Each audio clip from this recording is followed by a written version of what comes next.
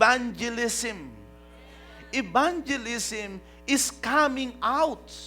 It is going forth. It is making yourself known to the world.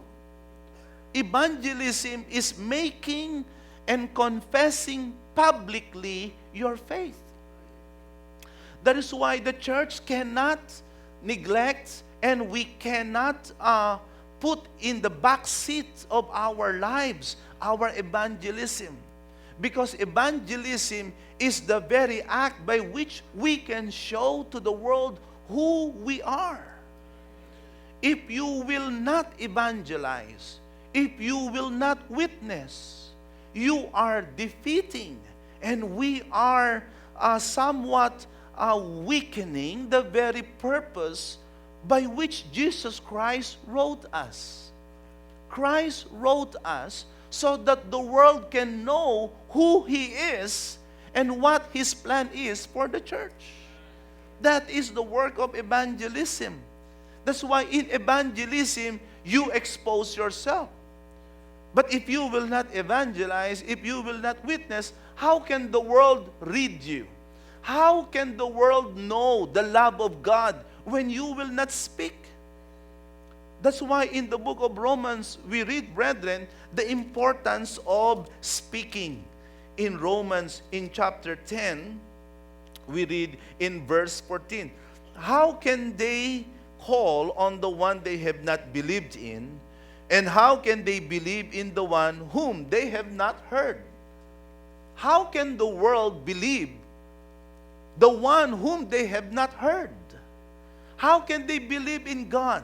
How can they believe in Jesus? How can they see God? How can they see Jesus? God is in heaven. Jesus is in heaven. But God cannot be blamed.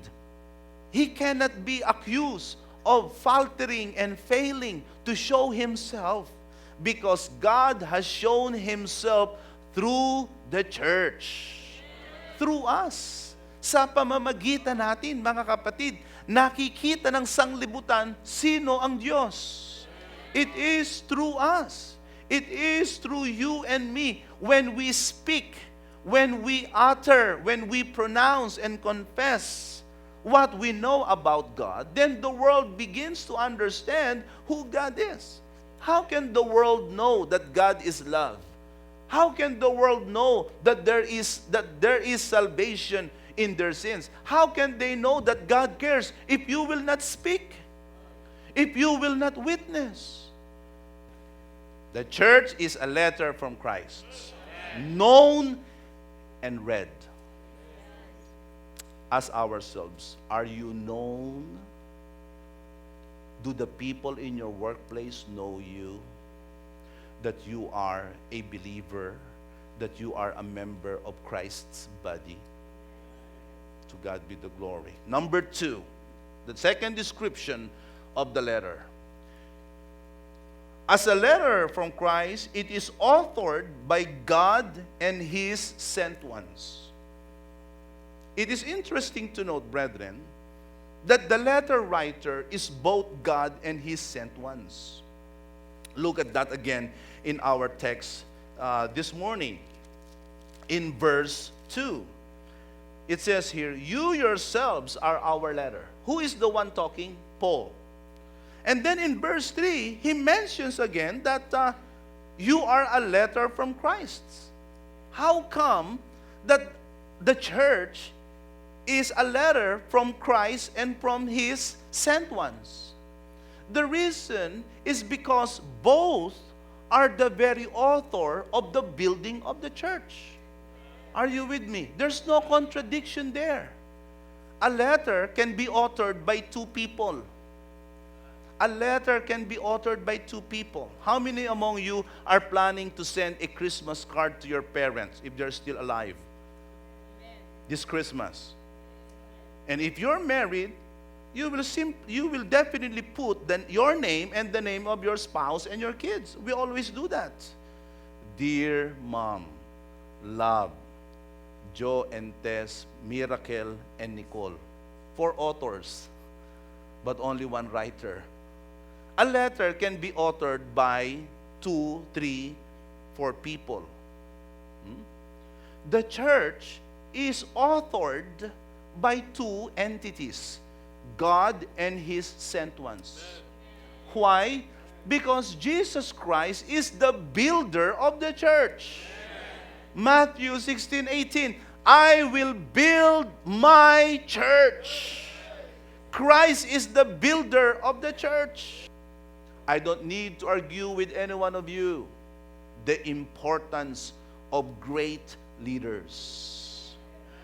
Great leaders are the very foundation of great organizations. Thanks be to God, the Church of Jesus Christ is founded upon Christ.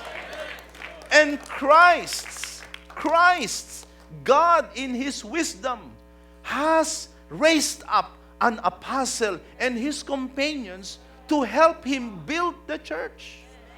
That is why today no one can disregard and discount the need for masterful builders, because apostles are raised up according to the wisdom of God.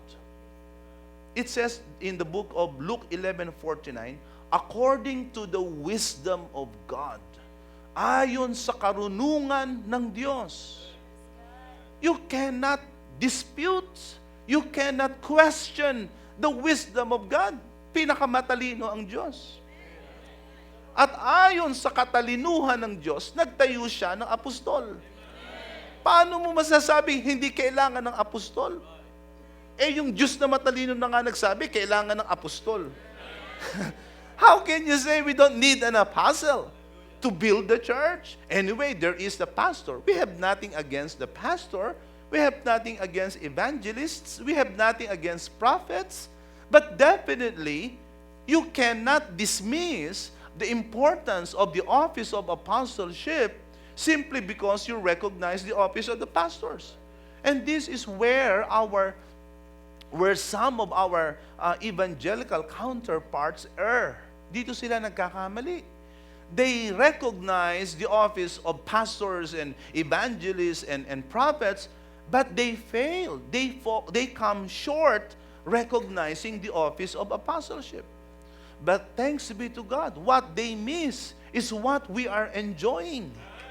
God has raised up an apostle in the church, and as a masterful builder with Christ Jesus, He is building the church, and they are writing the letter called the church. Number 3, as a letter of Christ and the apostle, we are a timeless letter.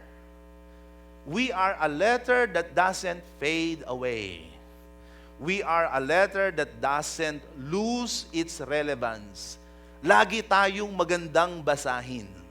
You see, the church is a beautiful story. The early group of believers were predominantly slaves. Slaves. They were unschooled, they were ordinary people. But when they were indwelt with the Spirit of God, man, they exploded. Overnight, they became 3,000 plus. And then the following day, they became 5,000. Now, it is one of the biggest religious groups in the world. And the fourth watch is the creme de la creme. And so we know, brethren, that the work of the church will continue. We will not fade away. We will not decrease. In Southland, here in Southern California, 100 churches have already closed down their doors. But what they are doing, closing, we are doing the opposite. We are opening. You know, our church in San Diego, the house of worship in San Diego, used to be owned by an evangelical group, but they couldn't pay for the mortgage.